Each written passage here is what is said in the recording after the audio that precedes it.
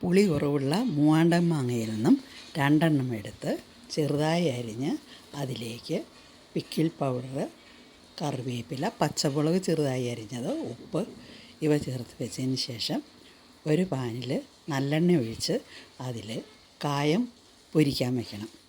കായം പൊരിച്ച് മാറ്റിയതിന് ശേഷം അതിലേക്ക് കടുകും ഉലുവയും ഇട്ട് പൊട്ടിയതിന് ശേഷം അതിൽ വെളുത്തുള്ളി മൂപ്പിച്ച് നമ്മൾ എടുത്തു വെച്ചിരിക്കുന്ന മാങ്ങയുടെ കൂട്ടിലേക്ക് ഒഴിച്ചു കൊടുക്കണം. അതിലേക്ക് കായം പൊടിച്ചത് കൂടി ചേർത്ത് നന്നായി ഇളക്കി ഉടൻ തന്നെ നമുക്കത് സ്വാദോടെ കഴിക്കാവുന്നതാണ്.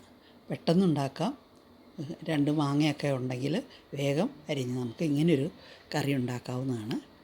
പിന്നെ ബാക്കിയുള്ള മാങ്ങ ചെറുതായി അരിഞ്ഞതും, പിന്നെ ചുമന്നുള്ളി 1 വാളം, പച്ചമുളക്, കറിവേപ്പില, 1 ടീസ്പൂൺ മഞ്ഞൾപ്പൊടി, 1.5 ടീസ്പൂൺ മുളക് പൊടി, പാകത്തിന് ഉപ്പ് ഇവയെല്ലാം കൂടി ചേർത്ത് ഒരു പാത്രത്തിൽ നമ്മൾ തിരുമ്മി വയ്ക്കണം. അത് കഴിഞ്ഞ് ഒരു തേങ്ങ, ഒരുവിധം വലിയ തേങ്ങയായിരിക്കണം, അതിൻ്റെ 1-ാം പാലും 2-ാം പാലും എടുത്തു വയ്ക്കണം.